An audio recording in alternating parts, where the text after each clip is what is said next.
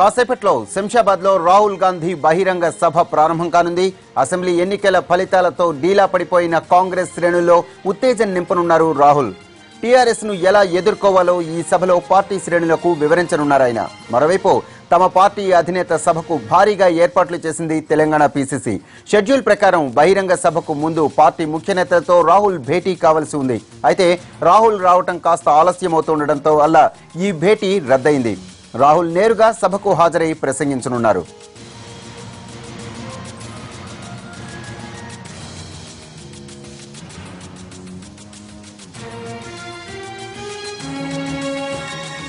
కాసేపట్లో శంషాబాద్లో రాహుల్ గాంధీ బహిరంగ సభ ప్రారంభం కానుంది.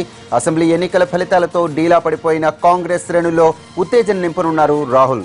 టీఆర్ఎస్ ను ఎలా ఎదుర్కోవాలో ఈ సభలో పార్టీ శ్రేణులకు వివరించనున్నారాయన. మరోవైపు తమ పార్టీ అధినేత సభకు భారీగా ఏర్పాట్లు చేసింది తెలంగాణ పీసీసీ. షెడ్యూల్ ప్రకారం బహిరంగ సభకు ముందు పార్టీ ముఖ్య నేతలతో రాహుల్ భేటీ కావాల్సి ఉంది. అయితే రాహుల్ రావటం కాస్త ఆలస్యమవుతుండడం వల్ల ఈ భేటీ రద్దయింది. రాహుల్ నేరుగా సభకు హాజరై ప్రసంగించనున్నారు.